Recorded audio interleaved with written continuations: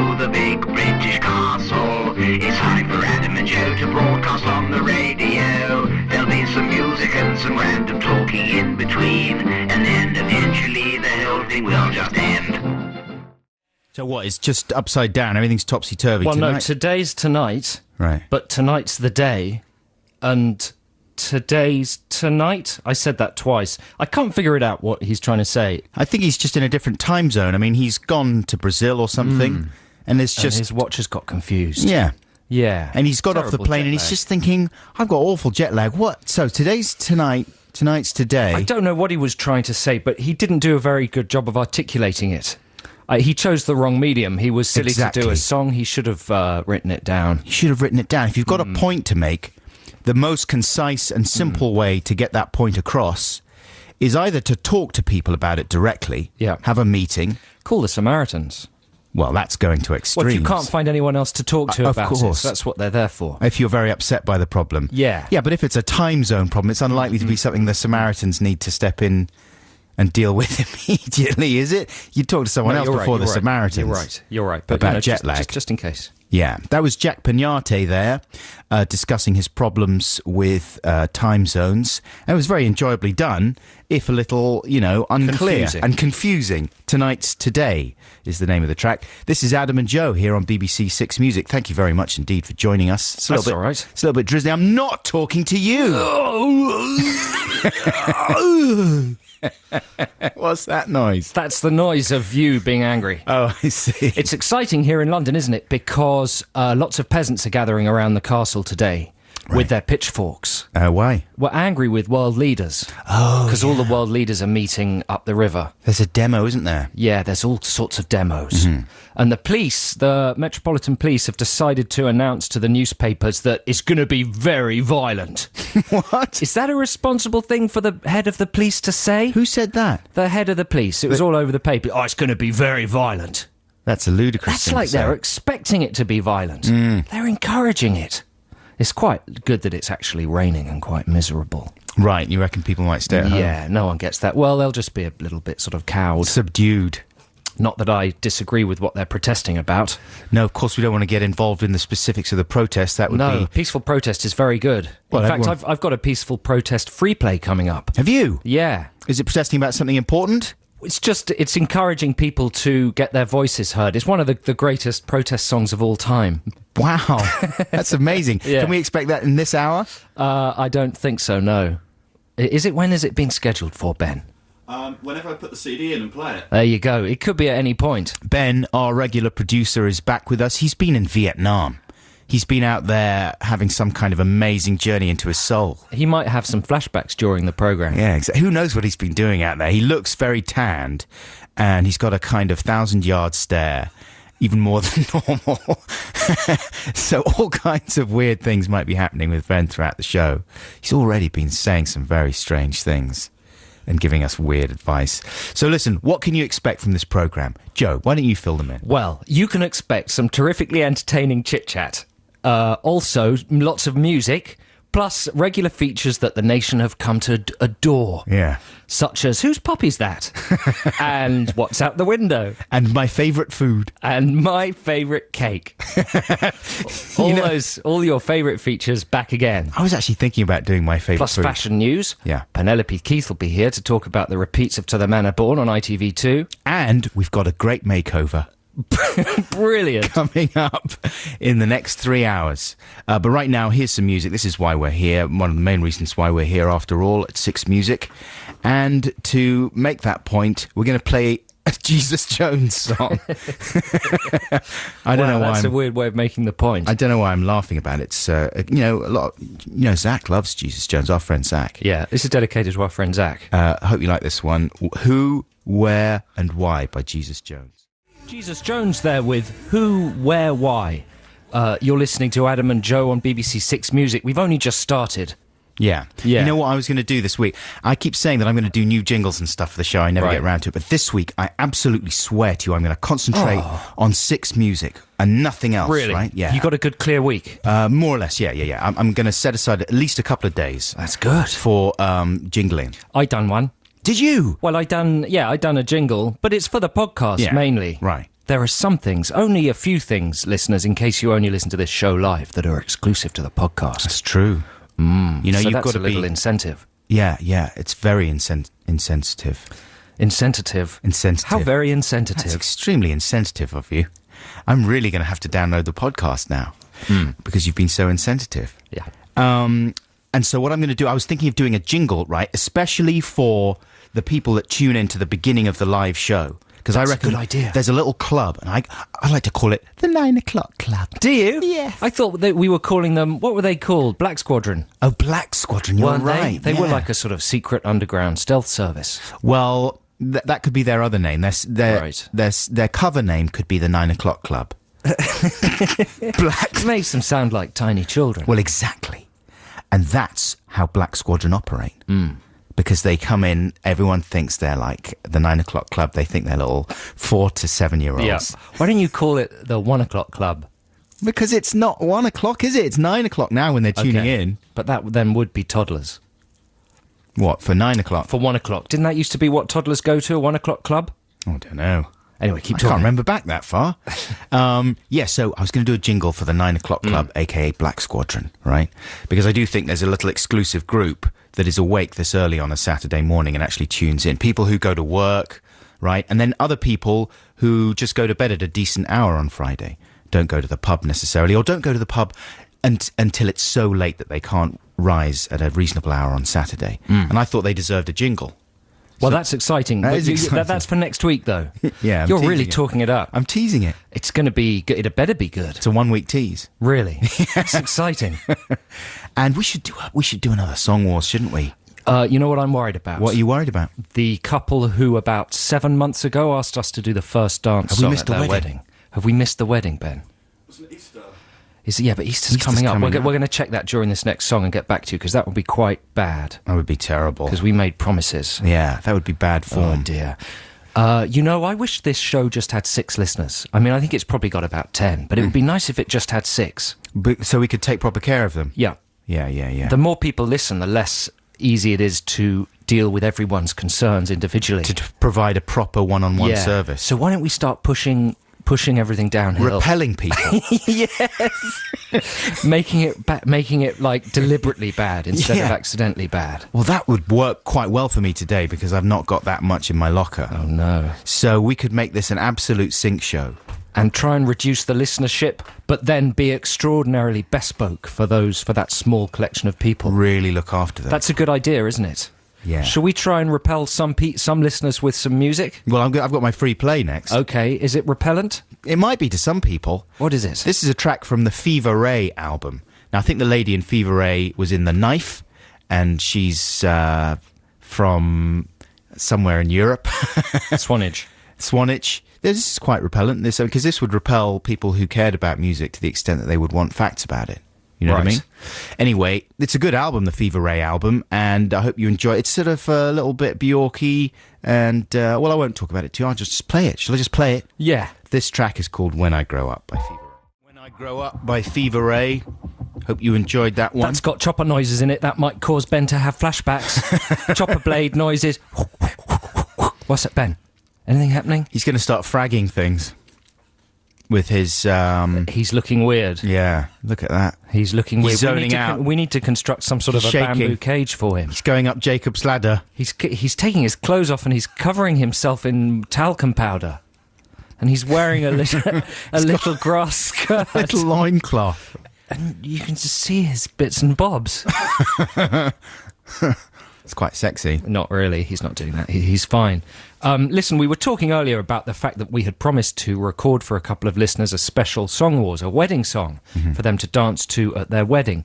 Ben swears that this is the email from Robert Mercell that was sent on the 16th of September 2008 That was a long time ago. at 22:59. Good old days. Well, it was very different then. Very different Very place. different. Yeah. That sounds like the right one, doesn't it? Yeah. That's the right guy. So we should do this, because they're getting married on Easter Sunday. That means we've got to do it this week. That's all right. Yeah. I think we should do something we've been planning to do for a while. Collaborative one. A collaborative one, yeah.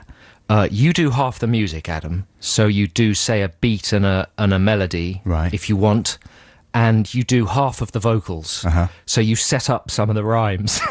Yeah, okay. And then you send it to me midweek, or Yeah. we could even actually play this on Easter Saturday, the Saturday before Easter. Yeah. So we could have 2 weeks to do it, couldn't we? I think. I can't count. Are there enough weeks? We'll figure it out. Yeah.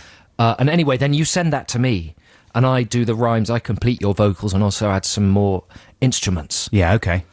And then how would people vote on that? They wouldn't vote because it's a wedding and it's wrong for it to be competitive in any way. Yeah. It's about a coming together. It's as if we're getting married as well. It's a song amnesty, if you will. And then finally making love. Oof, why did you have to push it that bit further into that dark area? Just for fun. Just for fun. What do you think about that idea? I like that idea. Let's do it. Let's absolutely do it. So there you go, Rob and Linda. It's going to happen. It's going to happen. But what if they get the song and it's the worst thing they've ever heard? Well, that's the thing. They have to dance to it. They have to dance to it. Yeah. Exactly. But what if they get it and it's just so grotesque? They think, oh, no. Well, then we'd be really angry and they'd be banned from listening to the programme. How are we going to prove? We need a video from them that we can... I'm sure they'll supply us with that. That we can post on the website. People often have video cameras at their weddings. That's true. It's a done thing. Yeah. But if they don't dance to it, then they would be banned from listening to the BBC. Absolutely. And the only way to enforce that would be to have some sort of a security. Because here's the thing. They would not be safeguarding our trust. Exactly. We spend all our time safeguarding their trust, Yes. right? I mean, that's our main mission in It's written life. on the badges. It's written on the badges, on the back of your BBC pass. Safeguarding trust! So that's what it's all about for us. We live and breathe the safeguarding Listen, of the trust. We're frightening them, and it's their wonderful should frighten day. them. No, No. they shouldn't be frightened on They- their wedding day. Shouldn't they? No, I it's thought a you lovely wanted them day. to be frightened. You said you started threatening them, and then I joined in. Only if they don't listen to dance to the song. I was excited because you started threatening them, and I thought, oh, good, we're going to do some threatening. So Yeah, but we don't want to make it sound as if we want them not to dance to the Right, song. right, We right. want them to dance to the song and it to be all lovely. I threatened them too So much. there's something to look forward to, or not, Robert and Linda. We're going to launch Text the Nation very shortly. We like to do it early these days, but first we're going to play you a trail and then a bit more wonderful music, I think from Silver Sun Pickups. So here's the trail. I mean, that's obviously really good music, obviously, but the lyrics, they make no sense again. I'll tell you a secret. Let's make this perfectly clear. There's no secrets this year. Mm-hmm. That's nonsense, isn't it? Well, it's Why is he singing it like that? Really whispery and in that voice. 'Cause it's a like secret. that. Is that how you say secrets? That's how he says secrets. His name is Brian Albert, and he's described his new album as sounding like a nervous breakdown. Yes, well, it does. That's a good reason for never listening I mean, to it. if you're, it sounds like a nervous breakdown. It's very good. You should. I don't think a yeah. nervous breakdown would sound like that. I think No, but he does sound like he might have had one. right. Or he sounds like he's trying to give himself one. Is what he's doing. Trying to give us one. That's what he's doing. He's doing a pretty good job. What sort of a laugh is that? I don't know. I came up with it at the last minute. I surprised myself. That's weird. It was very odd. I apologise, listeners. I'm really sorry to the members of the 9 o'clock club and Black Squadron. I can't believe that you've got up this early For that. For that. And it'll never, ever happen again. It's exciting, isn't it, Black Squadron? This time next week, you're going to be listening to your new jingle. And it's only going to be, Black Squadron only exists from 9 till 9:30, I think. I was going to say, it's nearly time for Black Squadron to stand down. Absolutely. To blend into the background. Exactly. In their camouflage For suits. another week. Yeah. To secrete themselves Ew. in the background of everyday life. Black Squadron, stand down. It's 9:30 and time for the news. That's the wonder stuff with don't let me down gently. He wants to be dropped. He wants to be thrown onto a hard surface. And they've reformed, haven't they, the Stuffies? I think, and delighting people all over the country in the coming months. This is Adam and Joe here on BBC Six Music. I think it's time for Text the Nation. Let's launch it with the real jingle. Before we play any of our listener jingles that we have lined up for you later on in the show, fire it off, Ben. Text the nation. Text the nation. What if I don't want to? Text the nation. But I'm using email. Is that a problem? It doesn't matter, text. So we got a letter this week. Actually, it was more of an email, wasn't it, really, to be specific. And it is from Sandy. And she says, Dear Adam and Joe, as a regular listener to your show, I couldn't help noticing that you seem to have been struggling with your Text the Nation feature. I am, of course, referring to last week's unfortunate debacle. However, I have an idea that you might like to use. Incidentally, she's talking about... what was it? I can't even remember the subject. Oh, yes. It was audience participation, and it was very good. It was very good. And we had a lot of very good emails about it that we'll be reading in the podcast. You know what? The retro Textination for last week's Textination is probably going to be a lot better than the actual one was last week. Exactly. People have had time to think about it. Right.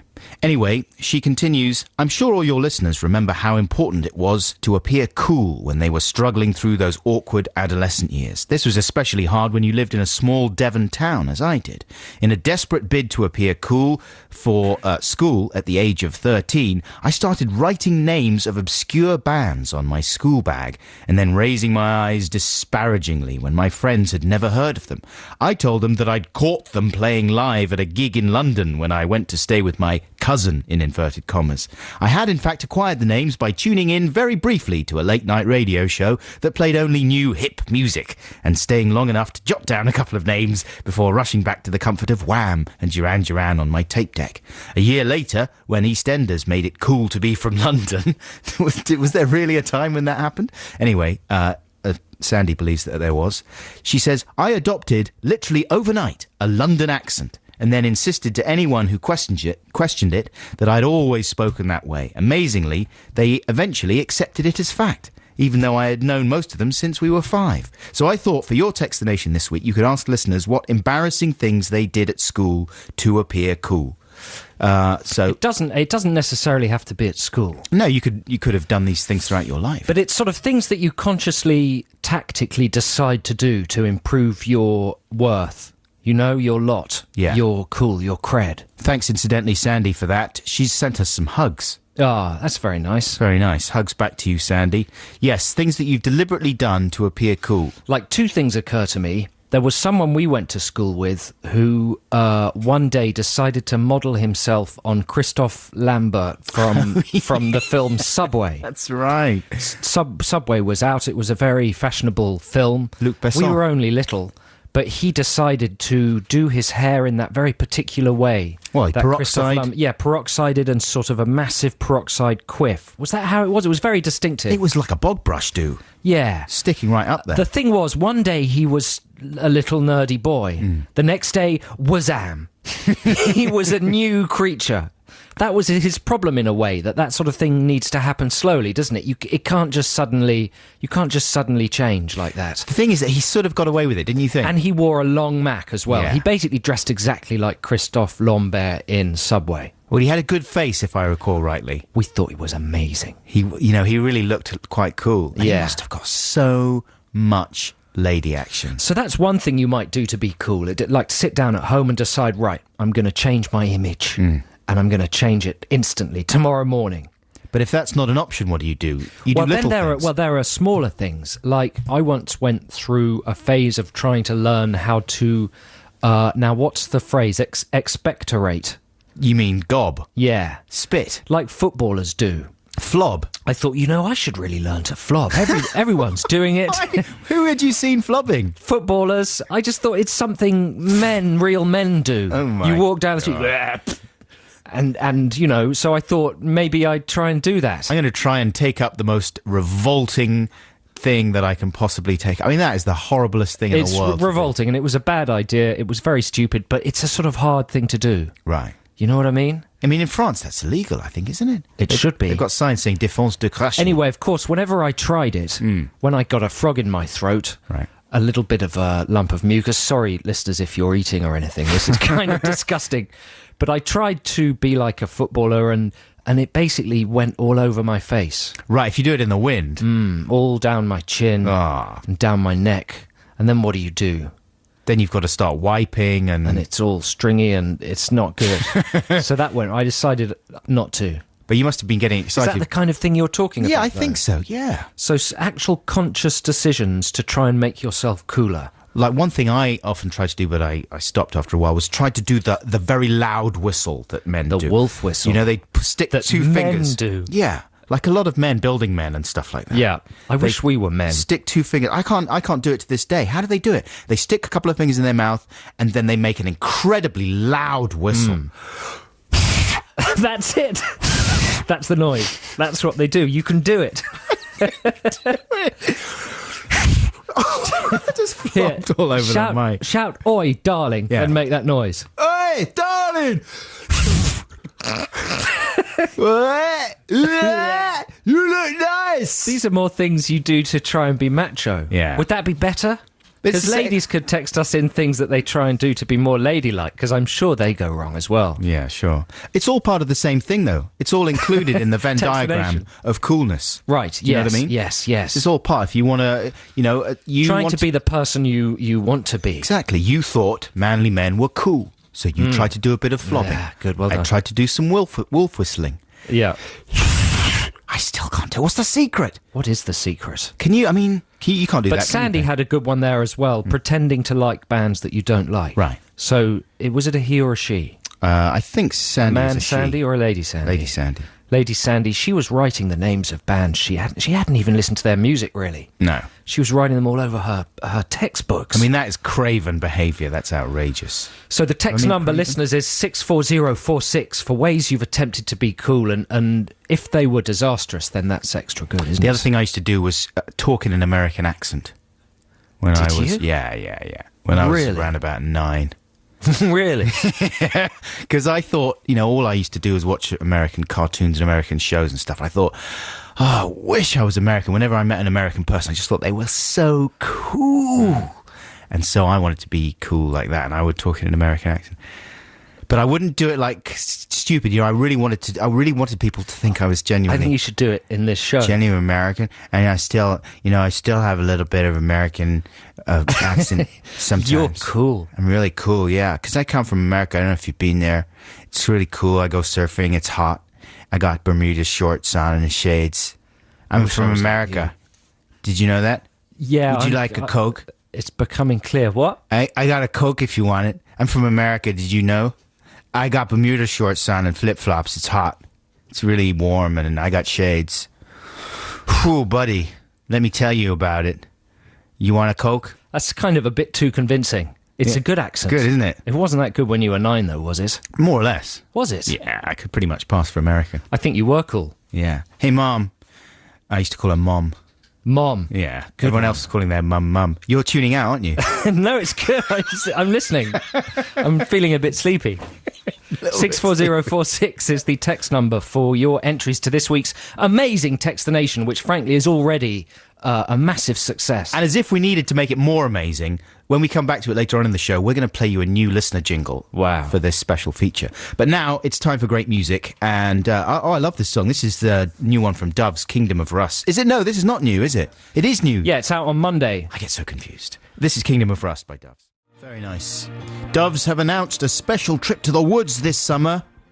Doves fans, when they will be appearing at the Delamere Forest in Cheshire as part of the Forestry Commission's annual series of concerts in spectacular woodland locations That sounds great. around the country. Have you ever been to one of those woody concerts? No, do you think it's a good idea? I hope they protect the woodland. Of course they would. The I hope protection so. of the woodland would be paramount. There would be bins everywhere provided so there would be no littering. It would be like, do you remember when we went to Fuji Rock Festival in Japan? Yeah, but can the British people do that like the Japanese people can do that? Well, maybe not, but I'm sure they would. When I be. say do that, I mean be amazingly clean. Yeah, exactly. And respectful. Exactly. I mean, the Japanese people out there, they've got those little ashtray receptacles around their necks. Mm-hmm. So there's absolutely no question that you would smoke a dirty ciggy and then put it on the ground there.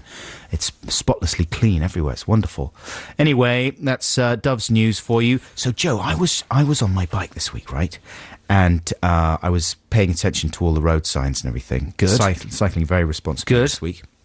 And I was coming into London, stopped at the lights, because I always love to stop at lights. And there were lots of cops holding up the traffic. And I sort of thought, oh, hello. Who's coming? Hello. Hello. What's all this? Yeah, I've got places to be. What are you doing? And then the cortege started approaching, all the black limos and stuff. And I thought, it's going to be some MP or whatever. The Queen, No. the Q monster. Now, she drives around in special cars, doesn't she? Yeah. that have unusually large windows. Right. Doesn't she? Was she in a normal car or a special Queenie mobile? It looked like a pretty much normal Did it? flash Was limo. was she visible through the window? Easily visible. Really? I was as far away from her as I am from you now. Queenie. The mighty Q. I was so excited. I was totally unprepared for how excited Yeah. I was. It was amazing. That happened to me around the time that Fergie got married. Right. I was so cynical about Fergie's wedding. Sure. And then a friend said they could get me into their office on Whitehall. Mm-hmm. And as soon as I got in the office in Whitehall and saw Fergie drive past, Fergie fever. I went crazy for Fergie. I literally went, oh my God, I've got Fergie fever. And just started going mad. Yeah. As soon as she'd gone and the day was over, that was it. Couldn't give a flying fig about Fergie or Right. anything she does. Yeah. But just for that day, Fergie fever! Fergie! I was so excited about the Queen, partly because, I saw the film that she was in. Yeah, she was good in that She one. came across really well. Yeah. She looks a lot like Helen Mirren in it. And what was that? That was a little noise for your joke.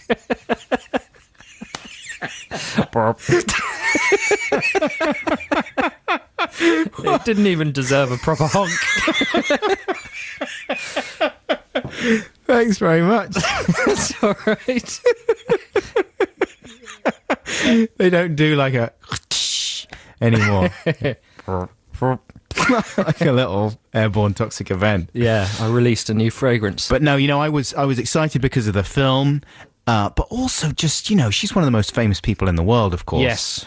And she has a certain dignity about her. I felt sorry for her as well. There's such a tangle of emotions, to be someone who's so visible the whole time and to have everyone just staring at you. Also, I felt sorry for the fact that no one else around me seemed visibly excited. No one was waving. No one was smiling. You know what I mean? It was all like, Queen, the Queen. It was as if it was like a scene from The Queen 2. Right. The sequel to the film The Queen. Return of the Queen. Yeah, where one of the problems is everyone's lost interest. Mm-hmm. And in that scene, she drives through... What area of London was she driving through? It was near Liverpool Street Station. Yeah. Let me drive around Liverpool Street Station like I normally do and see whether the public acknowledge me. Mum, I'm not sure that's a good idea. No, I must do it. Surely one peasant will wave at me. Well, Mum, if you really want to, we can. I see Adam Buxton's down there on his bike, and I know he's a big fan. Did you wave? Or did you go, hurrah? I didn't. I remained impassive outwardly. But I bet all the people around me must have been going through, at least a few of them must have been going through what I was going through, like being very excited, but trying to maintain a cool exterior and not wanting to be outwardly excited. When's by her. Prince Willi's going to get married? That's what this country needs. Nice royal wedding. Big royal wedding. Yeah. Because everyone likes willows. Yeah, force him into it. That's what all the others do. An arranged Yeah, marriage. just force him into it. They can get divorced in a few years, it's fine. That's right. Let's just have all the ceremony and pomp. I love pomp. I love a bit of pomp. I love being pomped. I just pumped one out just then. Okay, here's some more music. And what are we going to do next? Oh, we're going to have a free play. Oh, This yeah, is yeah, yeah. from this is some old school hippity hop, and it's from Big Daddy Kane. Do you know him? BDK. Yeah, he did a song for a film called what was the film called? I think the film Wombles. was called Lean on Me. It was a film about one of those films about a bad school, where a teacher comes in and sets everything straight. Michelle Pfeiffer. Dangerous Minds style. I never saw it, but this is the single he did for it. That's really good.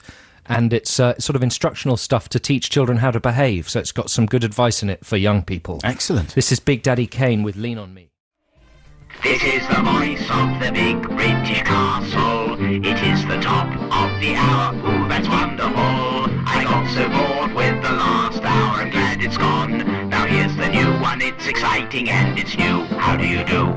Now, The Apprentice was on last week. Oh, yeah. Big flagship, big British castle production. Absolutely. It got something like 8.1 million viewers, the largest number that the show has ever got. Right. It's funny that, isn't it? The way when programmes feel really sort of as if they've gone to one series too many, or as if they've done everything they possibly can, the viewing figures always peak. Yes, of course. Instead of falling away. But that's brilliant news. And I sat down very excited to watch it. That's brilliant news, you say, after saying all that. Only because I was slightly disappointed that they haven't changed it at all. Yeah, but you don't want it. If you've got, don't mess with the formula, right? Well, obviously. I mean, when you've nailed something as much as they have, you've got sugar. I mean, obviously, there's a chance that it's going to be a parody of itself after a while. Yeah. But it yeah. already sort of is, though, isn't it?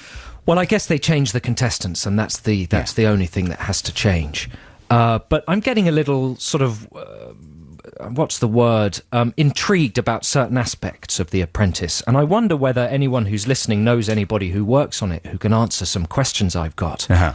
Because the more you watch that show, the more I kind of want to know how it's made. Yeah. They seem to be cutting away or not showing us certain things, you know, that kind of make it not fit into the real world as we know it. Uh-huh. So I've got some questions about The Apprentice. I want to know how much the contestants are directed to take the ridiculous procedures seriously, like to take Alan Sugar seriously. Because the way he talks to you and the atmosphere in the boardroom, you've seen it in the past, right? Sure. When they go into that boardroom, it's ridiculous, isn't it? Yeah, it's ludicrous. It's absolutely ludicrous. And they sit there as if it's the most frightening thing in the world, when, you know, it must be very difficult not to giggle. Yes. The human instinct in one of those really serious situations, like if a teacher flies off the handle at school, the human instinct is just to giggle out of nervousness and tension. So presumably there must be a director in the room who tells them not to, who says, look, we're filming the boardroom scene, so we need to get some shots of you waiting in the room outside, but don't talk to each other. Don't look at each other, just stare and try and look as if it's the most amazingly frightening thing in the world. I'm sure they do. Okay? And then when we get in there, on no account giggle in any way. Make sure you take it very seriously. Some of the things Alan says will be really stupid and absurd, and you might get the feeling the whole thing's pathetic and ridiculous. But repress that and take it really seriously, okay? Action. Do they do that? I'm sure. But that's how TV's constructed in general, though, isn't it? Yeah, but you can almost feel it happening just outside of the frame. That's the problem. And it doesn't take much to convince the participants as well, because, you know, they know it's a big show. Yeah. They know that it's big exposure, so they can get into it. Question number 2. Are the contestants instructed to think of an absurdly grandiose team name? Right. Now, we've talked about the team names before and how stupid they are. Can you remember, what are they this week?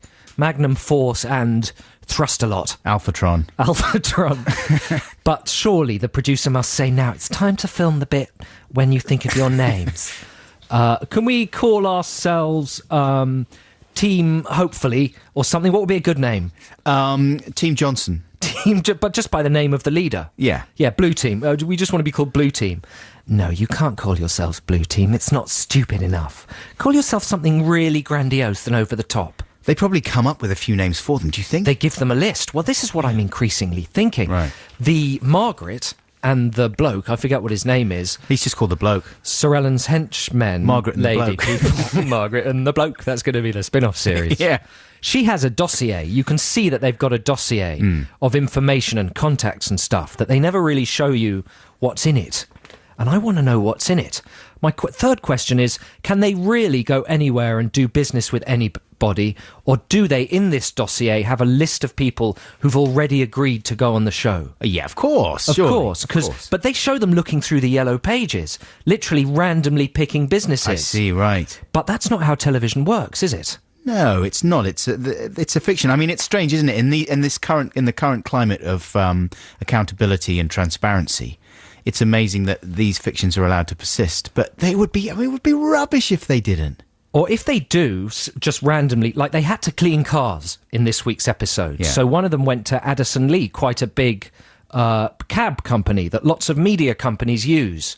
They're famous for, if you get picked up for a TV show, it's always Addison Lee, isn't it? Well, sometimes, yeah. Other minicabs companies are available. Of course. But there they were, washing cars for Addison Lee in a weird coincidence. So presumably a researcher from The Apprentice calls up the company and says, hello, you're about to be called by somebody from The Apprentice.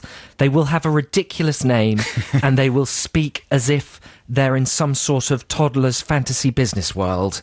Will you humour them? At no point mention the name of the programme or that you're on telly. Treat them as if they're a real business person. Okay? Is that what happens? Would you like it, though, if they included in the programme things that punctured some of these? Yes. Yeah. Well, I'd just like to see a really honest show about the making of it. Right. About actually how they go about making it. Because that would make it seem a little bit less like the Generation Game. Yeah. Either that or swap Sir Alan for Brucey. And instead of doing business tasks, they have to make pots out of clay on wheels. You know what I was thinking? That's a nice idea, by the way, and I would watch it. Yeah. If they did that. I met one of the guys. Who was the guy from the last show who got... What are you doing? Well, through that, if I sounded a bit laboured with my brilliant Apprentice discussion, it's because Adam spent the whole time foraging in his bag, going on his blooming iPhone. No, because What are you doing? It was very difficult to focus on. Was I not being supportive? No, not at all. Ooh. It was like you were texting a friend or something. Switching round. What are you doing? I'm really sorry if What were you doing? that came across. I was trying to find the name of the guy who I met who was in the last series. Right. What was his name? The guy who got into all the trouble about the chicken. Oh, yeah. I can't remember. That's one of the weird things about these shows. When the new series comes on, one's memory of the old series just completely evaporates. I'm going to try and find it during the next song, and we can try and give let's him a talk call. about it properly. Man, I'm really sorry in a way if I that wasn't... you're engaged with after the next song. What is this? It's all switching round the Do your job. Read the name of the song. All right. This is Frank music. This is Better Off as Two. That's Gomez with Airstream Driver. You're listening to Adam and Joe here on BBC Six Music. Now, what Adam was doing during my brilliant Apprentice speech was trying to find the number of Michael Sophocles, who was a contestant in the previous series, who turns out Adam met at some... At the Loaded Laughter Awards. The Laughters. And Michael Sophocles gave Adam his number. I don't know why he gave me his number. He had no clue who I was. Because he wanted to come on our radio programme and talk about behind the scenes at The Apprentice. Yeah, he did say, who are you and what's the point of you? In so many words. And I said, I do a radio show and stuff. Maybe you could come on the radio show. And he said, yeah, I'll give you my number. There you go. So during that last record, Adam left a message on his phone. Didn't you, Adam? Yes, well, it rang and rang for a very long time. And usually that means that the person is looking at it and going, who the heck is that? Or he's asleep. Or he's asleep, right. Probably with a beautiful Or he's protesting. Woman. Yes. With a beautiful woman. Exactly. Anyway, if you know Michael, and maybe that's not even his number anymore. He could have just given me the wrong number. It didn't say, hello, this is Michael Sophocles. I'm eating a halal chicken and I can't take your call right now. So it could have been anyone. But if you know Sophocles, give him a shout. Tell him to call us here on the show. We haven't really got a number for him, though, that we can give out, do we? We can ask someone to text, though. What you were talking? You were suggesting giving out our number. Yeah. I thought you were talking about giving out his number and getting the listeners all to call him. And if you know him, go round his house, wake him up. Just get Sophocles. Get Sophocles. That's not what we're saying. No. What we are saying is leave him alone. Leave him alone. If you know him, tell him to give us a call or text us 64046. We'd like to talk to him. We'd like to talk to you. We've got a couple of questions for you, Mr. Sophocles. Okay, time for this jingle. Pick up your phone, do some words, find the number to our show.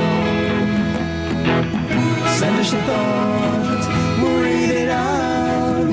Text the mention on Adam and Joe. That's a listener-made jingle, That was in case you didn't notice. Scott Smith sent that one, and he sent us a couple, actually, both very good. Thank you for that one, Scott. Incidentally, thanks to everyone who's been sending us jingles. Boy, some of you are quite what's Creative. the word? Creative, yeah. No, there are some brilliant ones. There are some quite eccentric ones. Yeah. But there are also some brilliant ones. People have gone to amazing lengths. We've had like beautifully presented CDs with track listings and lyrics and stuff on them. All sorts of amazing things. And we're going to be plopping them into the show Yeah. in the future. Surprise plops. And we might try and put some on the website as well, I think. Mightn't we, Ben? Yeah, I feel funny though. Even though that was a brilliant jingle, it feels strange doing Text the Nation without the Text the Nation jingle. Right. That sort of sharp synthy sound in my head. Mm-hmm. It activates certain parts of my brain that have failed to be activated. Let's bash it in anyway, Ben. Text the Nation. Text the Nation. What if I don't want to? Text the Nation. But I'm using email. Is that a problem? It doesn't matter, text. There you go. That's the bracing synthy thinness That's the ticket. that wakes me up. Text the Nation this week is all about things you do to appear cool. Yeah. Or you've done in the past to appear cool. Strategies for upping your cool ante. We've heard about Joe's attempts at mastering the manly art of flobbing. Didn't go very well. unsuccessfully. And I was talking about affecting an American accent to appear cool. Here's a text from Dan in Bristol. I'm not sure why, but I thought watches were cool when I was young. I'd be very eager to tell people the time so that I could reveal the 3 or 4 watches I was wearing in order to wow them. Like Banana's Gorilla. Dan thinks that multiple watch wearing is cool. Do women like men with lots of watches? Have you met Graham? He's so punctual. Do you know how many watches he's got? They go all the way up his arm. They go right up his arm. I love to take them off one by one. You know what? He's got an ankle watch. He ticks in special places. You wouldn't imagine where he talks. What? I know what he means. I know what he means. Watches are cool. And I remember the feeling that I got when I got my first digital watch. I used to wear my sleeve very high. You know, I used to let it ride high on my arm. Rolling up your sleeves is something you can do to appear cool. Sure. Just day to day, just around the place. Look, I've done it now. Yeah. I'm more businesslike, aren't I? Ready for action. Yeah, I can plunge that arm all the way up to the elbow into anything. If you needed to deliver a sheep or something. Right, straight in there. Straight Exactly. in there. Bang. Can't talk. Straight in there. Here's one from... Straight in there, mate. Straight in there, Here's mate. one from Marie in East Dulwich. Whenever my mum or dad left the car parked in the supermarket, I used to stay in the car and move onto the driver's seat, twirling the keys in my hand, hoping people from school would pass by and think the car was mine. I was 13. That's good. Wow, she's 13, but she's allowed to drive and she owns the car. I mean, that would be illegal, though, wouldn't it? Yeah. Presumably it wasn't a very cool car, though. I mean, it would be never like know. a family car. We don't really know. Unless her dad drove a Porsche or something. Aidan in Ballymena says, in order to impress my crew in the mid-80s, I autographed all of my LPs on behalf of the artiste. Initially, the ploy worked, but when I liberally scribbled to Aidan from Larry, The Edge, Adam and Bono, keep it real, the game was up. Not cool at all. Well, that's an insane plan. Keep it real. That's exactly what they'd write.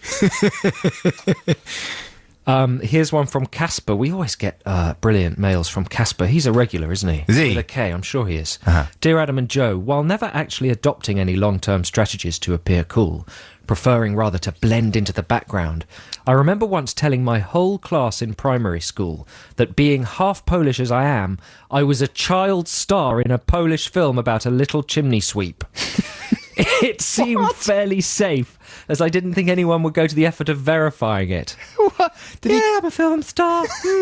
That's a Polish film, you wouldn't have seen it. I played a chimney sweep. Yeah, I'm very famous in Poland. It's cool. That's a good strategy. Yeah. Who would verify that? Who would disbelieve that? You know, there's a certain type of lie that's sort of so elaborate and pathetic. It's like conjuring, really. Well, in the olden days as well, pre-internet. And you say it's like conjuring because often when you find out how magicians do tricks, it's just the most laborious, pathetic technique in the world. Exactly. And the reason you don't think of it is because you think, what? They went to all that trouble to do that? Yeah. That's how a lot of magic works. It's the same with elaborate lies. Exactly. Well, he wouldn't lie that he was in a film about a chimney sweep. I mean, that would be really utterly depressing me. I mean, he'd just be an idiot hole. Absolutely. Idiot hole. So you believe it. But really, he is an idiot hole. That's the special deep secret. Imagine, though, if he went on in later life and actually was in a film about a little child chimney sweep. Yes. You know, I'd like to write that script, though. That sounds like a fun film. Yeah. Have you seen the film about the Polish little child chimney Well, sweep? would it be like The Red Balloon? Would it be like no dialogue and really meaningful? Yes. Oh, it's very moving. There'd be another world up the chimney, wouldn't there? Stars that guy, you know, the idiot hole. Casper. It's Casper from London. He's half Polish. Thanks for that, Casper. You know, I remember pretending... my mum is Chilean, and I remember thinking that it was so cool that I felt like I was mixed race. Right. Yeah. I'm mixed race. Because that was the coolest thing as far as I was concerned. Wouldn't it be great? Yeah, I'm mixed race. Yeah. My mum's Chilean. Yeah. It is still quite cool. I'm a little bit jealous. Yeah, sure, because I'm so exotic. Here's another one from Joanna Coates. At school, during my A-level art, I suddenly realised a few things about society. I was just a product of capitalist society. I wanted my friends to realise where we all were. So I got a white T-shirt from H&M and stencilled the word product on it in big letters. Then joined the Manic Street Preachers. One friend kindly tried to engage with my statement by asking with genuine curiosity why I had written it. I realised that although I knew I was a product and that was bad, I wasn't sure why, and I didn't wear the T-shirt again. Wow. Good little try, though. Very good. Product. Have you realised we are just products? These are good. Keep them coming in. We're going to play a little bit of music right now. This is a free play. And Joe, did you know that the clocks are going forward tonight? Yeah, someone was texted in saying that's probably why we played that Jesus Jones song at the top of the show that was all about today is tomorrow and time zones. Now, that and was stuff. the Jack Pignate one. Oh, I'm sorry, Yeah, the Jack yeah. Pignate one, that maybe the person who puts the playlist together was giving us a little prompt there to talk about time zone changes. There you go. Hour less in bed tomorrow morning. A frightful, unlistenable, cacophonous musical kick. British summertime. And it's a joke, though, isn't it? Because it is by no means summer out there. However, to make you feel a little more as if you are sipping a cocktail by a balmy beach. Is that right? Yeah. On a balmy day Yeah. by a beach. Here is Frank Sinatra with Summer Wind. Nice to have you along. That was Frank Sinatra with Summer Wind. You're listening to Adam and Joe on the Smoothie Station. Playing smooth music all the smoothie time. Make yourself a smoothie and sit back and relax. I was hoping you would jump in. No, I was so lulled into a comfortable area. Smooth. Clean your sheets and put them on the dryer. Actually, don't use the dryer because that's bad for the planet. But hang the sheets out and let the summer wind dry them for you. Smooth. Ooh, really? Why not shave your legs? And then feel the smooth skin of your newly shaved legs, even if you're a man. Smooth. Sit back. Delicious smoothie time. Oh, dear. You should go on Smooth FM. That's where I'll end up, isn't it? You should. I say end up, probably in about a year when we get fired for saying something dreadful. We'll end up on Smoothie FM. If we're lucky, if Smoothie FM will have us. So listen, Joe, you know I joined Twitter last week, Yes. right? I haven't actually checked what the... Have you been on it during the week? Yeah, I did, but I got massive Twitter anxiety. Right. I want to know if anyone else has got this. I got quite deeply depressed after I joined Twitter for about 2 days. Why? And felt like, why am I doing this? Why do I need to present another sort of public face under the facade of saying, oh, yeah, this is just a kind of blokey thing. I'm just chatting to people. I'm not. I'm doing another thing that sort of draws attention to me and goes, look at the interesting things I'm saying. I'm crazy. Do you know what I mean? Mm-hmm. I mean, I don't think that's why everyone does Twitter necessarily. I wouldn't want to tar everybody with the same brush. Well, after we talked about it on the programme last week, I was listening to some other radio stations that I do purely to survey the competition. And everyone was talking about Twitter. Sure. Every single DJ was giving you their Twitter as if everyone was going to be interested in the minutiae of their daily life. Yeah. I mean, my opening gambit on Twitter, apart from doing a great deal of talking about just twittering and asking people how to do it, people were very nice and supportive and gave me helpful tips and stuff like that. But my opening gambit was a little in-character riff about Gran Torino, right? I thought, I'm going to tweet as if I'm Clint Eastwood in Gran Torino and I'm a racist man and it's Sunday morning and I'm going to get the papers and do a little humorous riff in character. You see, the funny voice probably wouldn't come across in writing. No. And then I signed off the little in-character riff with something a bit fruity, a bit saucy. Right. Is this the kind of thing you can you tell us what you actually wrote, or is it No, I can't. Non-broadcastable. It's unbroadcastable. You can tell me during the news. Yeah. And then I got almost immediately I got a message from a friend of ours who is a regular tweeter, and he just said, delete that last post and or you'll regret it, more or less like that. So I just got completely rattled, and this was a friend that, you know, we both admire and respect. Graham. So I thought, I'm not going to say who it was, but I thought, okay, I better do their bidding. So I immediately just deleted it like a spineless loon. And then I got loads of tweets from people saying, why'd you delete your tweets? You're not supposed to delete tweets. Don't censor yourself. And I just thought, I don't know what I'm doing. It sounds terrifying. And then I spent the rest of the day sort of thinking, what else am I going to tweet? I haven't got anything else to tweet. You just tweet. The idea is to do really mundane stuff, isn't it? Yeah, but you look at other people's tweets. Just went to the loo. Right. Might go to the loo again. But that's not good enough. Isn't it? No, come on. Everyone else gets away with it. No, other people tweet funny stuff. Do they? You look at Peter Serafinowicz and stuff, and other people, and Graham Linehan, who you mentioned, they're tweeting like links and thoughts, and they're getting involved with petitions, and it's all heavy stuff. Matt Lucas is on there. He's trying to galvanise all his followers into helping him lose some weight, and he's got some diet ideas and all this kind of stuff. And I'm like, well, it sounds like you need a sense of purpose. Right. You need a campaign or something, to give people a reason to follow you. Sure. Maybe you should lose some weight. Yeah, well, maybe I should, but then that made me anxious. As I was looking at Matt and I was thinking, yeah, he's doing something positive with his tweeting. I could do with losing a bit of weight. I could do with getting fit and help getting people to help me do that. I just thought, I can't deal with it. It's too much, I should be making these decisions for myself, not getting people on Tweetbox to help me do them. You're right. Well, listen, this is important stuff, and we'll continue talking about it after this slightly less important stuff in the news.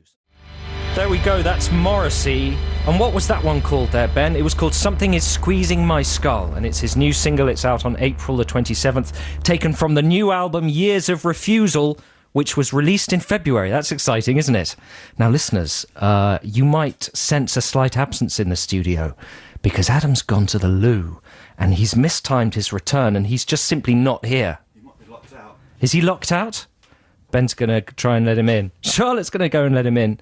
It's alarming stuff. It's one of the problems of working with a slightly simple-minded man. Let's have another record while we try and release him. This is a free play, and this is dedicated to anybody who's on their way or planning to... Are you all right? I'm sorry, man. I got trapped outside the thing. You handled that very badly. I know. I've just said some secret things about you to the listeners. What did you say? I'm not going to tell you. It's just going to make you unsettled. I've told them one or two facts about you that you probably didn't want them to know. Oh, that has unsettled me. I was already unsettled, and now I'm really on the back foot. I was just introducing my free play. Oh, yes. Well, I've got to say, I got on fine there without you. Yeah, you could do it. It was fine. It's absolutely fine. Yeah, I was ready to do the next hour and a half. Smooth. It really was. Was it? Yeah. Well, I heard just before I nipped off to the lavvy, I heard Ben queuing up your free play, and I heard you going, "Oh, this is good music. What's this?" Ben was saying, "This is your free play." Wait till you hear what it is. Is this your protest song? Yeah, this is the protest song. I was thinking I should play a protest song on Saturday because it's the big day of protest. Yeah. It's going to be very violent. Oh, it's probably very violent already. Let's hope not. So I was thinking through all the great protest songs. You know, Marvin Gaye, What's Going On? Bit of Dylan. What are the other great protest songs? Public Enemy with Fight the Power. Yeah. There's some amazing stuff. But I thought I'd choose a John Farnham track. Right. You're the Voice. Do you know this one? No, I don't. It's extremely uplifting and invigorating. And they use it in the film Hot Rod. Have you seen that film? No, what's Hot Rod? Hot Rod is brilliant. It's really funny. It's Andy Samberg, the Lazy Sunday guy. The Lonely Island guy, yeah. Yeah, it's really good. Hot Rod, very unappreciated little comedy film. And there's a bit in that, a scene in that film where something's going on and suddenly this track kicks in. And even though it doesn't have much to do with the scene, they all start getting really proud and belligerent and start marching down the street, picking up dustbins and throwing them through shop windows just because of this record. Yeah. And of course that's terrible and protesters shouldn't do that. It's important that all protest is peaceful. Absolutely. Right. But it's also very important to have the right to protest, and how beautifully articulated it is here by John Farnham. Here we go. There we go. What about that for a rousing bit of music? Yeah, that song. I know that song, yeah. Yeah. That is very rousing. It is. If you played that during the protest this afternoon, there would be trouble, because everyone would get overexcited. They'd start getting overly physical. Whipped up. Whereas, fingers crossed, it's going to be a beautiful and peaceful demonstration of the right to protest. Absolutely, today. yeah. And the cops, in the end, the cops and the protesters will be holding hands. They'll be swapping numbers and tweeting with each other. Let's hope so. Let's hope so. That's the way it should go. This is Adam and Joe here on BBC Six Music, and we have a trail coming up for you right now. This is a hub trail. Who will be playing in the hub? Guess, Joe. Guess. Just guess who. Oh, John Farnham. John Farnham will be doing an unplugged version of The Voice in the hub. If only that were true. Let's find out what the reality is. Good effort. Well done. That's Q-Tip with Breathe and Stop. This is Adam and Joe. Yeah, he was playing in London the other week. Oh, yeah. Was it 2 Sundays ago or 1 Sunday ago? I never went. I wanted to go, but I never went. The Tippler. The Tippler. I bet that was a good gig. There's another really exciting gig coming up for me.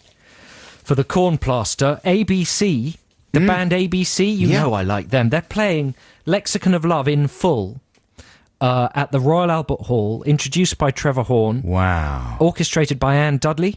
Hey, amazing. And everyone's going to be there. I mean, that's going to be incredible, isn't it? I've managed to wangle myself seats for that. I've got the date of it somewhere. Where is it?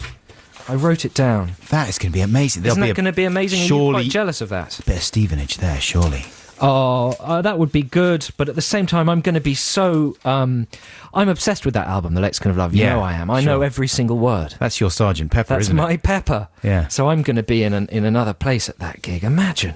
That's going to be fantastic. I had all the dates and stuff. It's in early April, but if you can find them later on. I'll find them later on. But for ABC fans, that's going to be an amazing day. That is absolutely Brillo Pants. I missed Magazine when they reformed, and they're playing like Benny Cassim in Spain and stuff like that, doing some festivals. But I really want to see them because apparently they were amazing.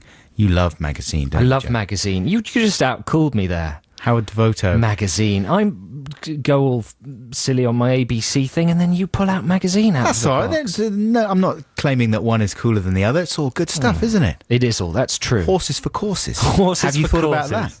I just have a sort of stupid horse in a gold lame suit with a big over-the-top orchestra, and you've got a cool horse smoking a fag in a leather jacket with a little synthesizer going... The light pours out. You and your haughty horses. Me. All right, let's catch up with Text the Nation right now. Text the Nation. Text the Nation. What if I don't want to? Text the Nation. It doesn't matter. Text. There's the contracted Text the Nation jingle there that causes some people to get very upset. Does it? Sometimes people say, I'm trying to get into a bit of grooving with the Text the Nation jingle. Suddenly it gets contracted and my grooving gets curtailed. Yeah. But that's what happens, you know. We're trying to maintain. We're trying to keep things moving here. Trying to maintain. Yeah? Yeah. Finally, welcome to the modern world. I'm from the street. I don't know if you knew. Don't try and play me. That's what Alan Sugar started saying in The Apprentice. Don't play me. I can play you, but don't you try and play me. He was suddenly talking like Jay-Z. Right. What's going on with that program? The player will not be played. Yeah, that's a good impression, almost as bad as mine. Thank you very much. Alan Sugar. Text the Nation this week is all about, what is it about? Things you do to try and be cool. Yeah. Efforts you make to change your social status. Yeah, I mean, particularly from your childhood, I suppose, which is the time when most people are worried about that kind of thing most. Ben from Stoke Newington. When I was 13, I think due to my combined love of Michael Jackson and hair metal like Motley Crue, I took to wearing, to school, a single leather-studded fingerless glove on my left hand. I bought it on a school trip to Germany. It would come from Germany, wouldn't it? Where such things are considered unironically cool. Do you think that would impress you if I turned up next week in a single studded glove? By no means. The thing is, it's the way you would turn up and not mention it, right? Yeah. You wouldn't go, hey everyone, I got the glove, I'm cool. You would just slip into the room with the glove. Yeah. Let everybody else go, look at this glove. Look, it's studded, it's on his left hand. Oh my God. That's what would happen, wouldn't it? Yeah, yeah. Well, I'm trying to think about... And then someone would come up to you and go, why are you wearing that glove, you idiot hole? That's what always happens, isn't it? You go into school and you're wearing your new thing. Maybe you've drawn patterns on your hand, or I don't know, you've got like Coke ring pulls up your nose or something. And then some guy, like one of the coolies, comes past and goes, nice job, Holatron. Holatron. It's a little riff on Idiot Hole. This is from Liam. I used to carry a harmonica around in the top pocket of my denim jacket, though I could never play it. What's going on there? That's classic, man. Yeah, That's harmonica. very funny. That's a harmonica is the sort of instrument a prisoner plays, or a lonely man Exactly. with profound problems. A hobo man. Can anyone play the harmonica? I mean, can you? Is it a machine? Is it an instrument that's played? A machine? Is it an instrument What that's kind played? of question is that? Of course it's played. Is it? I mean, obviously Stevie Wonder does it. The point I'm trying to make is even Yeah. when Stevie Wonder does it, like he's the greatest, it still sounds vaguely as if he's just sort of randomly wheezing into it. Right. Do you know what I mean? No, there is an art. There's good and bad harmonica Yeah. players. I'm just trying to support Liam there Yeah, fair enough. and his theory that just carrying it is enough. Oh, I see. Yes, because it's such a naive... Can you play the harmonica? I can go... like that. My point precisely. Yeah, no, I can't really. I'd love to be able to. Yeah, I've got a couple. I thought when I played it that I was really good at it. Yeah, because you can cup it the way Yeah, they it's do. quite easy to be quite good at it. All that stuff. We should get some harmonica action on a Song Wars. Can we get...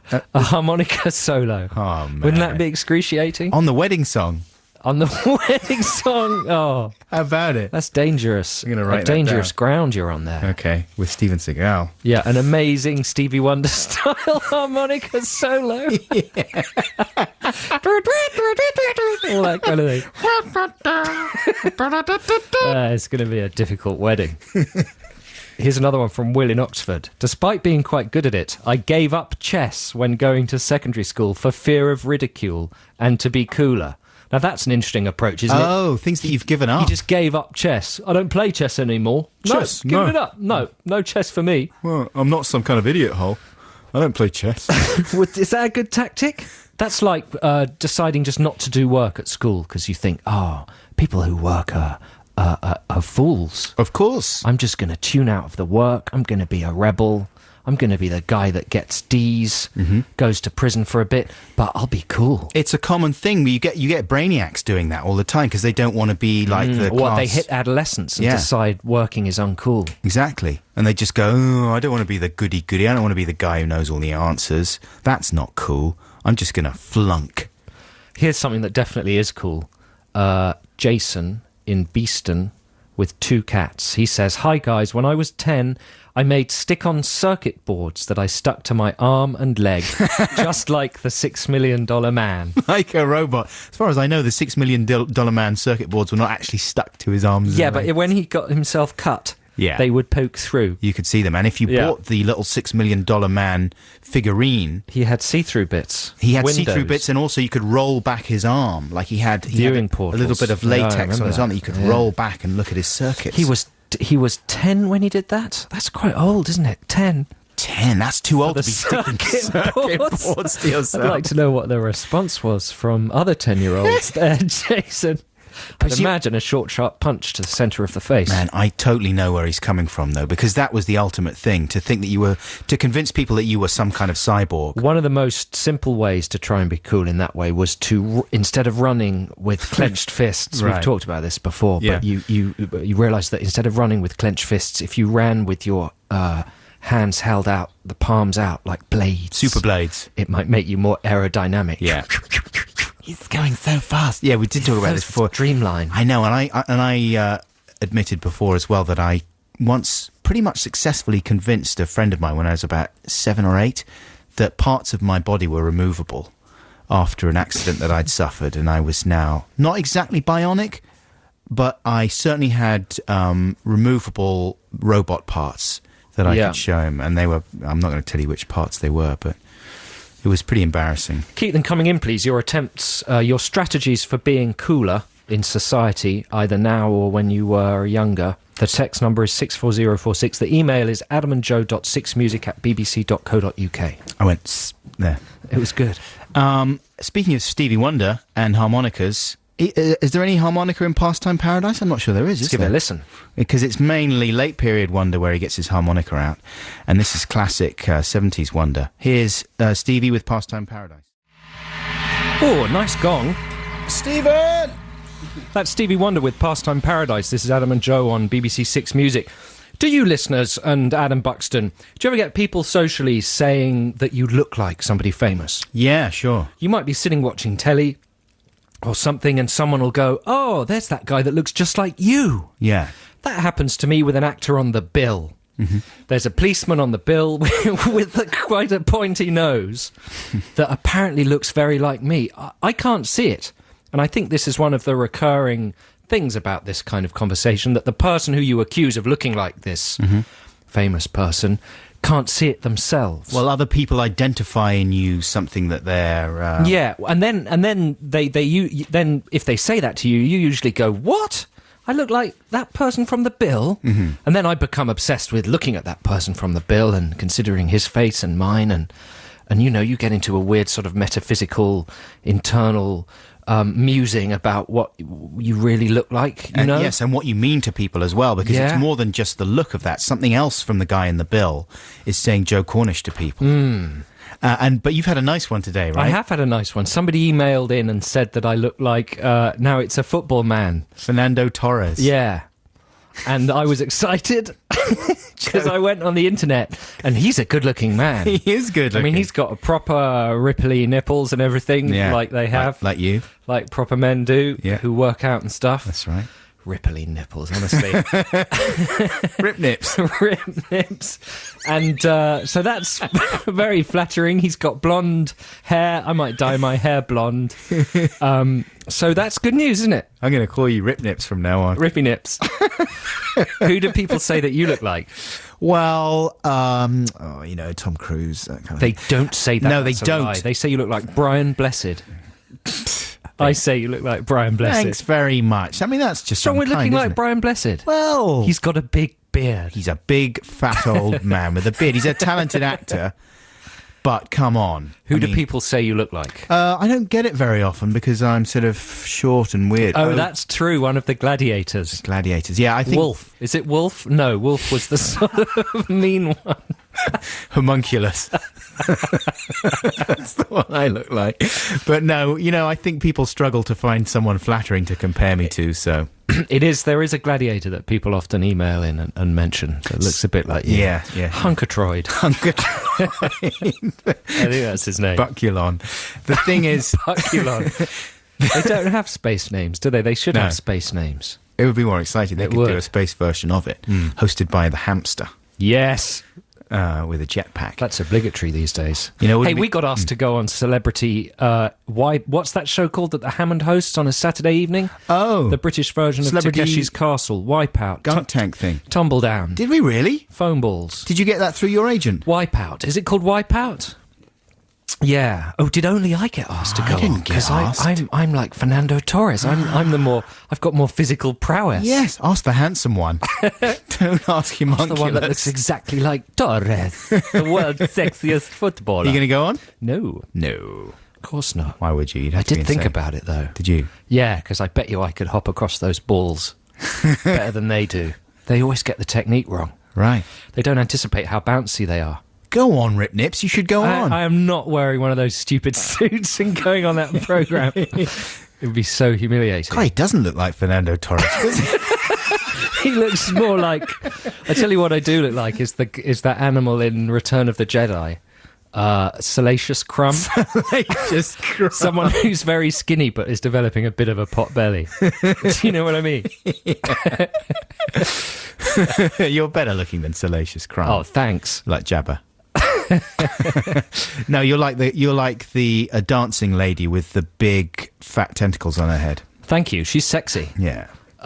It would be nice if when people emailed us, they told us what famous person they look like. Right. Then it would be as if the programme was listened to purely by famous people. Yeah. Paint a little picture in our That would minds. be more exciting. Because famous people are brilliant. They're brilliant, aren't they? But they're the best of all the people. Oh, they're interesting. They're very interesting. They've got amazing, interesting lives. They do. And that's they're why- sexy and they smell good. That's right. They're very clean. They're very successful, and that's what I like yeah, about they're successful. They've got lots of money them. Yeah, they've succeeded. and they could buy you things, They've sorted it all get out. into all the clubs and Also, premieres. they're going to be remembered. Exactly. Not like the rest of us. No. I mean, what's the point? What's the point For of us, people who aren't famous? For people like us, what the heck is the point? Here's the point, ladies and gentlemen. It's White Lies with Farewell to the Fairground. Yes, it's music. I'm absolutely at the beginning of my tether. Really? Yeah. Why? Well, it's just because it's such a lovely day and it's going well, and I'm right at the beginning of it. You look very pleased that you thought of that. I just turned to Adam and he looked really pleased. A big stupid. Had a big smile on his face. His eyes had lit up. Oh, my hairy round face. I'm absolutely. Is that it? I'm at the beginning of my tether. I'm going to say it one more time. I'm absolutely the beginning of my tether. Listen, man, I had an amazing week. Guess what I got? What? I got completely free an eye test. Oh, right. And 500 Nectar points. No. Yeah. Totally free. How? Were they giving them away in the supermarket? They sent them to me. The email. They got my email address. I don't know. Maybe I gave it to them at Did you have the eye a test? party or something. I haven't had it yet. I'm looking forward to it, though. I'm going to go and have it. You know what? I need an eye test. Really? Because I'm getting a little bit doddery. Is this it? For the link. The eye test. That you haven't had yet. What are we like less than 15 seconds into the eye test? Torpedoing it. And well, no, it's just that you haven't had the eye test. But you haven't had the eye test. From Admiral Cornballs. Not yet. But there's all kind of other things that we could have chatted about. Okay. Eye test related. Right. Could have chatted about my eyesight. Yes. Eye tests how is in it? general. Not that good. No. Now that you ask. It's getting a bit worse. Yeah. Yeah? Nectar points. What are we supposed to do with nectar points? All kinds of things you could get out of Nectar points. Do you collect them? Yeah, I do actually. Yeah, well, there you go. They're very tiny though. Have you? They're not very generous with those nectar points. It takes years to build up enough. Well, I've been collecting them for about 6 or 7 years. We should stress that other supermarkets, Other and award shops schemes are have available. Award schemes, Yeah. yeah. Booty points, Smithy nuggets, Johnny points. Johnny points. All the shops have them. Yeah. Everyone's got points. I'm just talking about one particular kind of points. Well, I've been building them up for about 6 or 7 years, right? Right. And Well, you thinking- haven't cashed them in No, for 6 not or a 7 single years. one. And every time I go and do my shopping, the lady says, "Whew, you've got a lot of points. Really? Sure you don't want to cash them in?" And I'm always like, "No, I'm going to save my points. Wow. I'm the king of points I saving." take it back. This is a good story. Right. But then the other day, I go into the supermarket and the woman shakes her head and goes, "Phew, you've got a lot of points on here." And I was like, "Yeah, I'm the king of saving points." She said, No. They start to go after a while. What? What? How can that be right? They just fall off? They start removing the points? Or you reach a point ceiling? That can't be right, can it? You're probably threatening Sainsbury's, financial situation. Right. Because I could say, if I get enough points, I could just do a hostile takeover. Just buy the company. Oh, you've got enough to own Sainsbury's. Can I go early for lunch? Would you like to start running the Nine Elms store? Yes, please. I'd like it painted a different colour for a start. And large cardboard cutouts of myself over there. And don't stock any more Jimmy Carr books. Thank you very much. That's what I The do. improvement. I'm joking, obviously. I'd like more Jimmy Carr books. But I was very worried by that. That can't be the case, can Well, it? what's the thinking? What's the logic? The logic is to stop prats like me just sitting on their points and, I don't know. They start to go. They start to tail off. She said. They've got a finite life. I didn't quite understand. She said, yeah, after a while, they start to How many have you expire. got? I wouldn't want to say on air because... Oh, please. No, because It's like saying your bank balance, isn't it? Well, yeah. I mean, it's... How many? Tens of thousands? Yeah. Really? Seriously? Seriously. Hundreds of thousands. I really don't want to say on air because... Hundreds and listen, thousands. if people knew how many points I had, then they're going to start mugging me for my card and stuff, right? For your Nectar card? Yeah, sure. Well, now they are anyway, because we know it's a huge number. It's a lot. A huge I mean, number. it's absolutely huge. I get a comment every single time I go shopping. Really? Yeah. Wow! Sometimes, one time the woman called over, this is true, to the Really? to person, look how many points he's got. Wow. Yeah. Women love men with lots of Nectar points. Sure. But here's the thing. The other day I looked online to see what I could get with my points, Yeah. right? I could get more or less like a DVD player.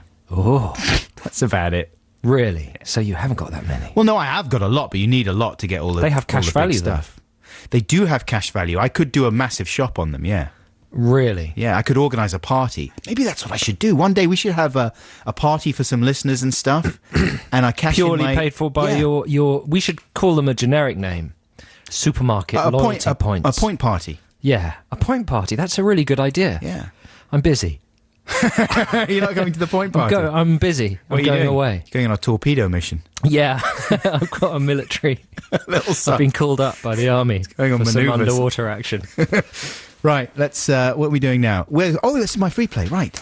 And this is a lovely bit of XTC. I love XTC. They're a great band. And this is a great track. Oh, sorry, I was trying to remember which one I actually selected. You know, I've changed my mind about the point party. Why? I'd just like to be there. I think it'd be a good party. Oh, you're coming? Yeah, I might come. Oh, great. Yeah. And when is it?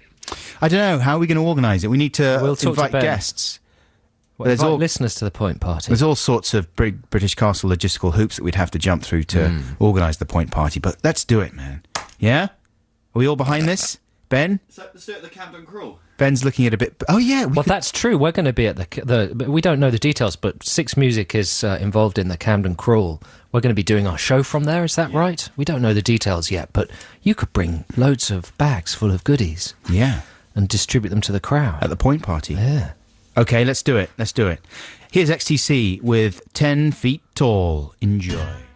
That was the Beatles with their cover of the Suggs tune, I'm Only Sleeping. This is Adam and Joe here on BBC Six Music, and we are going to return now to the exciting world of Text the Nation.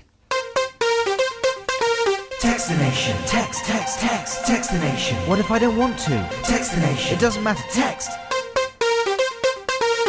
And we have asked people to email us or text us about things they did, or are still doing even, in order to appear cool to other people. I've got a message here from Jim.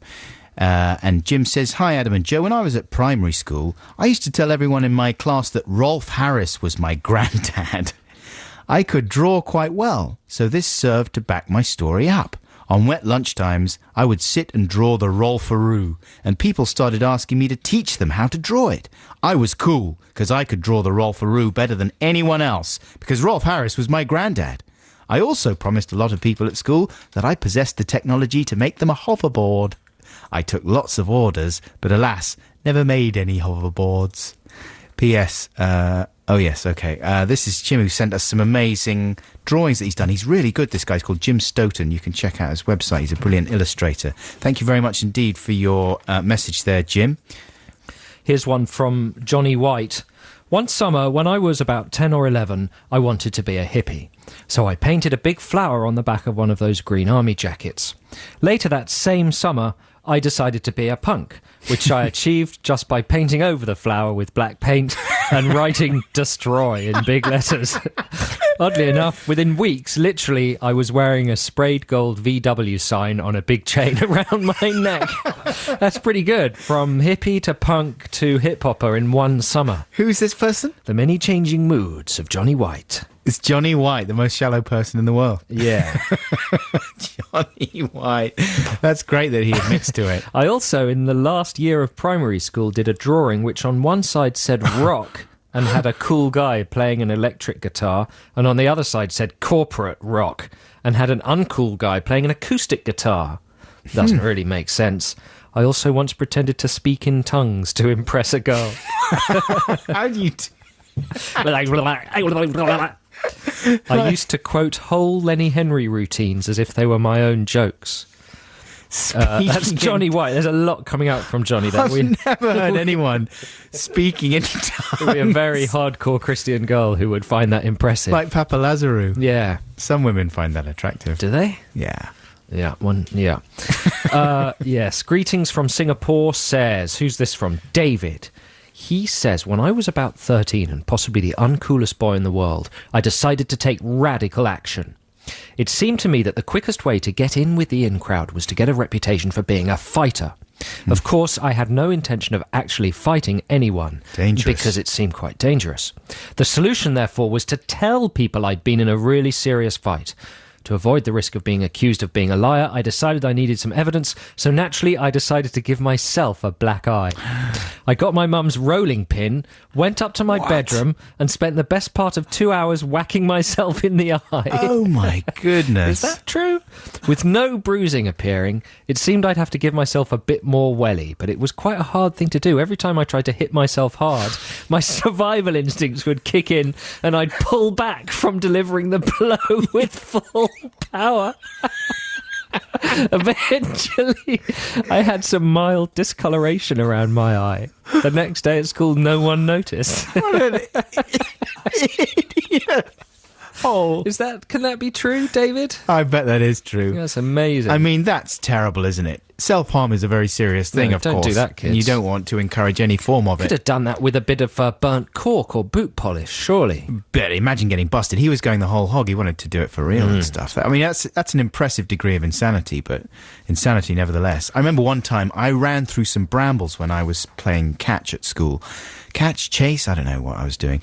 But I got a couple of parallel nicks above my eye, like just by my eyebrow, little parallel scratches. Yeah. And Adam and the Ants were in the charts at the time, and I looked a tiny bit like I was in Adam and the Ants, and I had some kind of tribal marking on my face. But, you know, it wasn't just painted on, it was real, as if I was in a real kind of tribe, you know, like I was a warrior.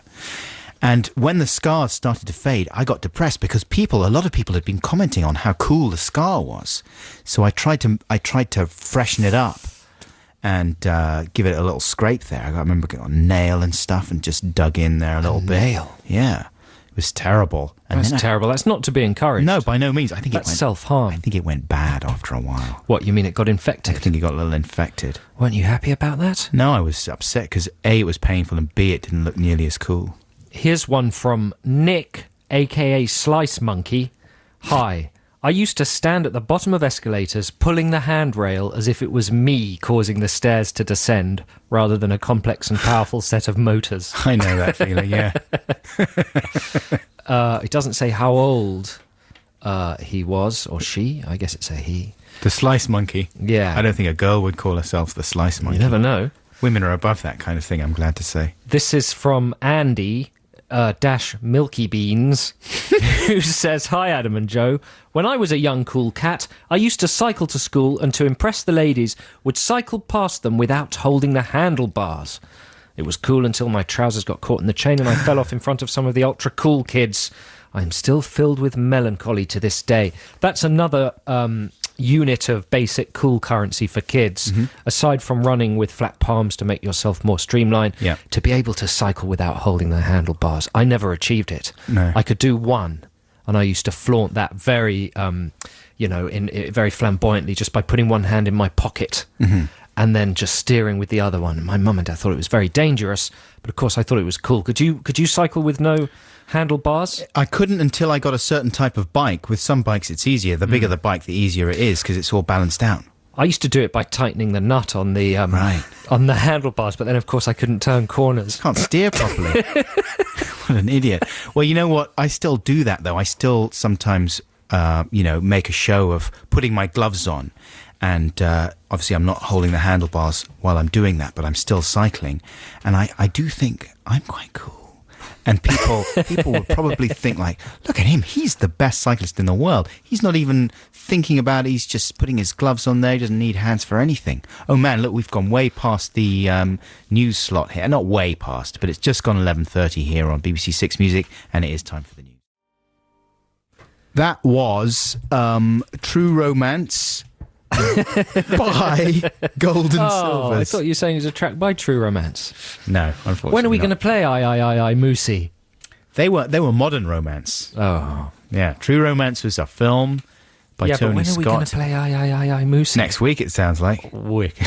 Absolutely wicked. Absolutely wicked. Now, we had some lovely jingles sent in to us during the week by some of our listeners, and a reminder that we asked people a few weeks back. We suggested that people sent in jingles, because we like our jingles on this show.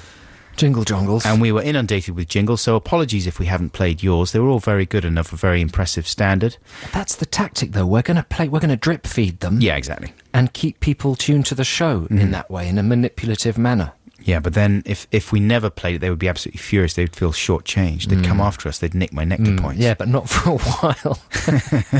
Let's have who done this one? Who done this Who one? done this? Who done this one? Who done this one? It's on that bit of paper. Paper, this one? is it? Communicating your thoughts with Let's hear it paper. first, and then while it's playing, you can point to the piece of paper. What is it then?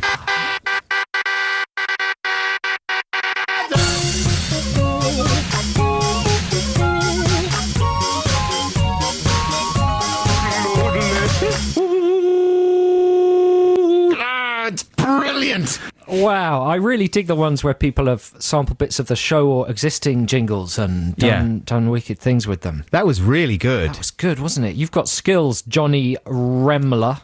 Very nice. I mean, the thing is that it was so... hang on a second. They were made by my brother Cecil in Boston. Ah. Well done, Cecil in Boston. That was great. I wonder how he constructed those. Anyway, very impressive. It's not enough people called Cecil anymore. No, It's that's a good true. name, isn't it? It's a very good name. It's coming back. Cecil. I would go for... I'd call my child Cecil. Have another one just to call the child Cecil. Maybe I will. I'm going to get started. I will. I'm going to get started Maybe you this can weekend. buy one with your Nectar points. I probably Another could. baby. I've easily got enough. Madonna does it. Madonna. Ridiculous woman. Doesn't she know how old she is? Buying babies like they're some sort of product. Is this another one of your conversations that you have at dinner parties? No. Yes. Just before the wire If anyone conversation. ever invited me to a dinner party, that's what I'd say. That's probably one of the reasons they don't. Good evening, I'm Joe Cornish. I've got 3 topics of conversation tonight. The Wire, how good it is, Madonna, how she should stop buying babies, and conversation 3, what is it? Ben's worried about us talking about Madonna and her adoptions. Yeah, that's it's absolutely fine. That's all right, we're off the hook. Good. Wow. We're not implying anything bad about it. She's a wonderful woman. Now listen, do you you're not else? a vegetarian, are you, Adam? No, I like to eat meat. I have seen some shocking examples of shellfish torture on television. Really? And it's really freaked me out. Do you know there's that show where that man Monty Hall goes and lives on an island? He's trying to become a crofter. It doesn't look like you've seen it. No. It's a show where this man, he's a professional diver, but he's decided to go and try and live like a crofter would on the Scottish coast. Is this on terrestrial or digital? Yeah, this is on the BBC. Is it? Yeah, it's a very popular and important programme. The listeners will know what I'm talking Yeah. about. Monty Hall doing his crofting. He was catching crayfish. And he got these crayfish out of the sea, and he had what looked like one of those crates that you would store glasses if you rented some glasses for a function. Oh, yes. You know, with a sort of crisscross of cardboard. Partitions. He was putting these crayfish, they've got very long arms with snappy bits on the end. Certainly. He was holding their arms in the air, and he was putting them in these little holes in this crate so they couldn't move. And it seemed very uncomfortable for the crayfish. And inhumane. He didn't give a toot. Well, they're He was funny, aren't chatting they? away, popping the crayfish into these horrible Sure. little cells, It is, yeah. alive, and chatting away as if it was just a fun devil-may-care lifestyle programme. I have not finished. I'm so sorry. Then I saw more shellfish torture on Come Dine With Me. Yeah. On Channel 4, someone was... Do you know that programme? Sure. Someone was cooking crabs. Right. They got these live crabs, and he stuffed them in the freezer alive Yeah, well, whilst casually chit-chatting about his stupid dinner party. So within a week, that was 2 bits of horrific shellfish torture. have you never seen what they do to crabs at fancy restaurants? And lobsters? I don't really eat crabs. It freaks me out. Well, you're right. I mean, I've always felt that Why those... is it that shellfish, it seems to be all right for you to do whatever you want to a shellfish. Yeah. Now, a fish... they're kind of asking for it because they're shaped like clubs. They're shaped like swimming handles, and aren't they? You want to bash them. Well, at least you get it over with really fast. Sure. This is terrible for vegetarians, and it's awful, you know. But Especially for the fish community as well. it's the worst off are the fish. They're going to find it all the fish listening are going to think, this is sick. This is the reason I hate the BBC. They're going to be thinking. But you're absolutely right, But people take great care of fish. If you're a fisherman and you're not going to cook and eat the fish, if you are, you will put an end to its life as quickly as possible. If you're not, you have to throw it back into the river. Yeah. Why are you allowed to do these horrible things to crayfish and crabs and shellfish? And why is it being broadcast on the telly? I know. Well, it's a grey area, isn't it?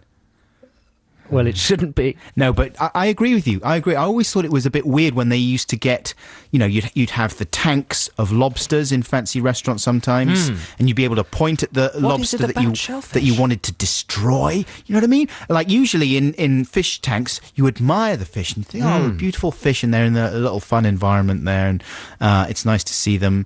And obviously, it would be nice for them if they were in the freedom of the sea, but still, they're swimming around in their own little environment. But then suddenly you got a lobster in there. I want to kill that one over there. And then the chef will pluck them out and plunge them live into boiling water. It's miserable. You know what my girlfriend said when I talked to her about this? What? She said that it's because they're so armoured. They're sort of asking for it. That was her take. They look as if they can protect themselves. Because they've got those massive nippers. Yeah, exactly. So it's almost as if they should be able to... Defend themselves. Yeah. But that doesn't make sense. No, that's flawed logic because they're much weaker. I'm going to put her in a tiny little crate. Pop her in the freezer, see what she thinks about that. Plunge her into boiling water. I'm not going to do that. No, I'm you not going to shouldn't. do that. You shouldn't. I'm not even going to say that. No, why would you? It's grotesque. Say something about Madonna. She's great. Don't. Yes, there you go. Brilliant. She's absolutely brills. She's a wonderful, sensitive woman. She's right to do all the things she's doing. Yeah. Is that cool, Ben? Are we off the hook now? Jolly good. Hope so. Right, it's time for a little Cerys Matthews-based trail. Here it is. Lovely Cerys. There's a reason we played that, isn't there? Isn't she sitting in for a Six Music DJ? There was a quite trail soon? about it. She's sitting in for Nimone. There you go. On Monday from 1 p.m. Oh, it's a shame that we're not going to cross over with her. We could hang, because we met her years ago. Yeah, didn't we could hang with her. We're close personal friends. All sorts of chit-chat, flirting would happen.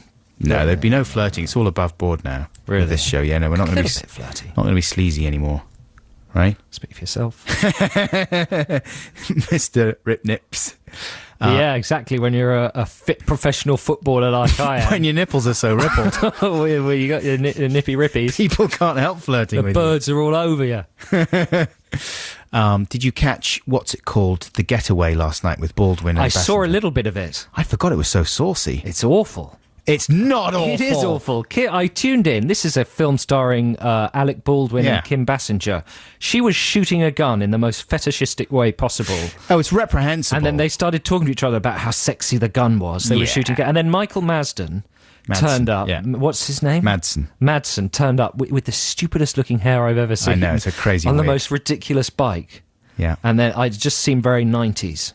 Very It post is. Tarantino and Oh, quite it's- dated. It was. I didn't No? agree. I thought it was. This is based on having watched I thought 2 it minutes was of it. an enjoyable romp. I mean, it's got some bad. Everything's an enjoyable romp to you. That's partly true. Is But there such a thing as an unenjoyable romp? Yeah. There's a low quality romp. Right. I would keep imagine. talking though. Why was it good? It was really good because, well, partly The because original's very good. yeah, it is good, but no, it was good. I mean, there were some bits that are kind of sick and disgusting and weird, and you sort of, as you say, bits of reprehensible fetishistic violence. But on the other hand, I was really buying the sexy tension between Baldwin and Bassinger. Well, they were a couple at the time. Of course they were. I Yeah, forgot they were that. having real sexy times. That's right. And you get to see them having sexy times in the film in really a fairly shockingly explicit way, I thought. Shocking. In a way that would have been cut out on the TV years ago, but they don't really censor films in that way on telly anymore. No, do anything they? goes. Anything goes. Hooray! So I got back from doing a gig last night and it was great. And I hadn't eaten supper, so I was very hungry. And I had myself a fish finger sandwich. Ooh, yum.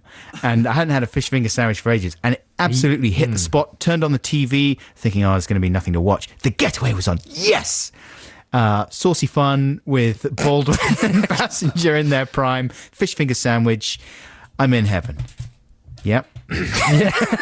Oh my God. What a night. Shall I tell you what I did? What did you do? After I watched The Getaway, I thought, wow, Alec Baldwin, he's got really doughy and fat Oh, what? on 30 Rock. Right. He's brilliant on 30 Rock, but he's really put on a lot of weight. Yeah. Well, Hasn't we're all, he? We're all putting on weight. That's Well, what happens when you exactly. get older. That's what I was thinking. I was thinking, wow, look at how fit and handsome he was then, and look how less fit and handsome he is now. So I IMDb'd his date of birth. Yeah. And figured out how old he was when he made that film. Right. And how old I was, and started thinking about whether I would be as huge and doughy as him. Yeah. In 10 years. There you Because go. it turns out he's 10 years older than me. Right. Well, the answer is yes. That's Yes. the way. That's the something passage to look of forward time. to. Passage of time, mate, isn't it? But he's brilliant in 30 Rock, isn't he? Yeah, he's great. Yeah, he's a good actor, yeah. Listen, He's I a was talking powerhouse. about ABC playing the Lexicon of Love at the Royal Albert Hall, and the date of that concert is Wednesday, the 8th of April. And that's going to be amazing, introduced by Trevor Horn, conducted by Anne Dudley. I'm very excited about that. Very And I'm going to excited. be there. Excellent. Here's a free play. This is from King Creosote's new album, which is due out on April the 20th. It's called Flicking the V's, and we got sent this last week, and I've been playing it non-stop this week. And this is my favourite track from it so far. It's called No Way She Exists. That's King Creosote with No Way She Exists from his forthcoming album Flick the V's, which features contributions from Steve Mason from the Beta Band. Oh, fantastic. Yeah, that is a very good album. I've been listening to it for a week, and it is wicked. And it is wicked. Hey, folks, that's it. Can't believe it. Seems to have gone very fast this week. Thank you so much for joining us. Thanks to everyone who's texted and emailed in. We're sorry if we didn't read yours out, but blame Charlotte, who is our assistant, who was the person who didn't hand or select your message. You can't do team bullying. You'll end up like It's not bullying. I'm just saying blame Charlotte. Old no, Charlotte's grumpy brilliant. And DJ. she chose the very best ones. And she's excited about being mentioned on the show. You're in trouble now, man. You're going to get all kinds of repercussions from that. Thank you so much. Don't forget to tune in for the podcast. It'll be available to download on Monday evening or Tuesday morning. Thanks, Michael Sophocles, for phoning back. Stay tuned for Liz Kershaw, and we'll see be you with next you week. next week. Take care. Bye. Bye.